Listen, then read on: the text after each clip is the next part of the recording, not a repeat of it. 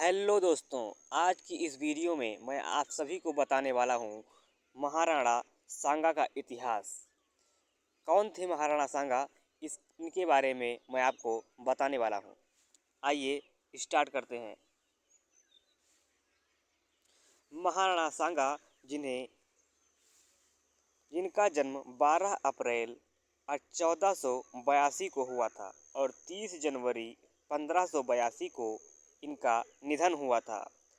राज इन्होंने 1509 से और 1528 तक किया था। उदयपुर में सिसोदिया राजपूत राजवंश के राजा थे तथा राणा रायमल के सबसे छोटे पुत्र थे। इनका परिचय। महाराणा संग्राम सिंह महाराणा कुंभा के बाद सबसे प्रसिद्ध महाराजा थे। मेवाड़ में सबसे महत्वपूर्ण शासक, इन्होंने अपनी शक्ति के बल पर मेवाड़ साम्राज्य का विस्तार किया और उसके तहत राजपूताना के सभी राजाओं को संगठित किया और राणा रायमल की मृत्यु के बाद 1509 में राणा सांगा मेवाड़ के महाराजा बन गए। राणा सांगा ने अन्य राजपूत सरदारों के साथ सत्ता का आयोजन किया। राणा सांगा ने मेवाड़ में 1509 से 1528 तक शासन किया, जो आज भारत के राजस्थान प्रदेश में स्थित है। राणा सांगा ने विदेशी आक्रमणकारियों के विरुद्ध सभी राजपूतों को एक किया था। राणा सांगा सही मायनों में एक वीर योद्धा व शासक थे, जो अपनी वीरता और उदारता के लिए प्रसिद्ध हुए। इन्होंने दिल्ली, गुजरात, मालवा, मुगल बादशाहों के आक्रमणों से अपने राज्य की रक्षा की। उस समय के वह सबसे शक्तिशाली राजा माने जाते थे। फरवरी 1527 में खानवा के युद्ध में पूर्व बयाना के युद्ध में राणा सांगा ने मुगल सम्राट बाबर की सेना को परास्त कर बयाना का किला जीता था।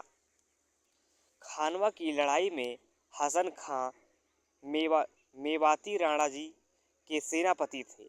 युद्ध में राणा सांगा के कहने पर राजपूत राजाओं ने पाती पेरवन परंपरा का निर्वहन किया था।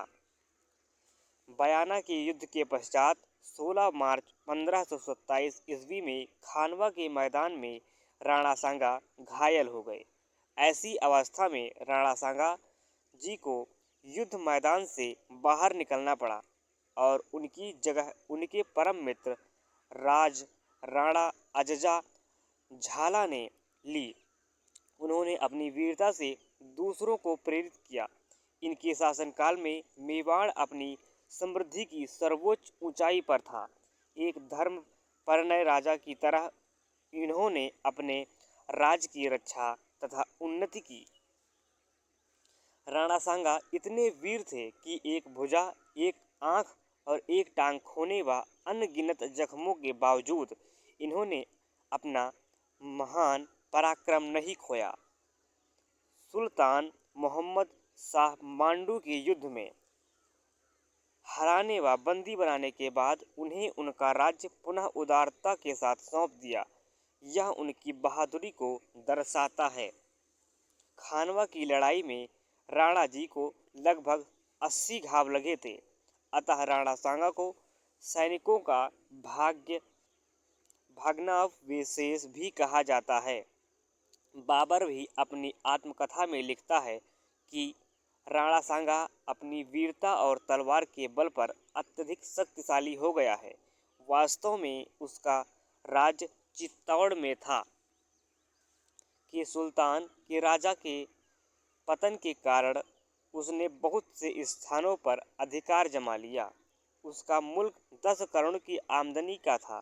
उसकी सेना में 1 लाख सवार थे।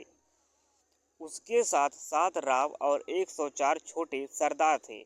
उसके 3 उत्तराधिकारी भी यदि वैसे ही वीर और योग्य होते तो मुगलों का राज्य हिंदुस्तान में जमने न पाता। सैन्य के बारे में बताते हैं। मुगल साम्राज्य के संस्थापक बाबर ने अपनी संस्मरणों में कहा है कि राणा सांगा भारत में सबसे शक्तिशाली शासक था। जब इन्होंने इस पर आक्रमण किया और कहा कि इन्होंने अपनी वीरता और तलवार के अपने वर्तमान उच्च गौरव को प्राप्त किया। 80,000 घोड़े उच्चतम श्रेणी के 7 राजा 9 राव 104 सरदारों व रावल 500 युद्ध हाथियों के साथ युद्ध लड़े। अपने चरम पर संघ युद्ध के मैदान में 1 लाख राजपूतों का बल जुटा सकते थे।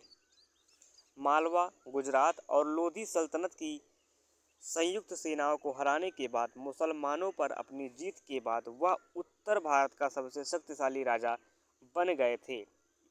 कहा जाता है कि राणा सांगा ने 100 लड़ाइयाँ लड़ी थी और विभिन्न संघर्षों में उनकी आंख तथा हाथ और पैर खो गए थे।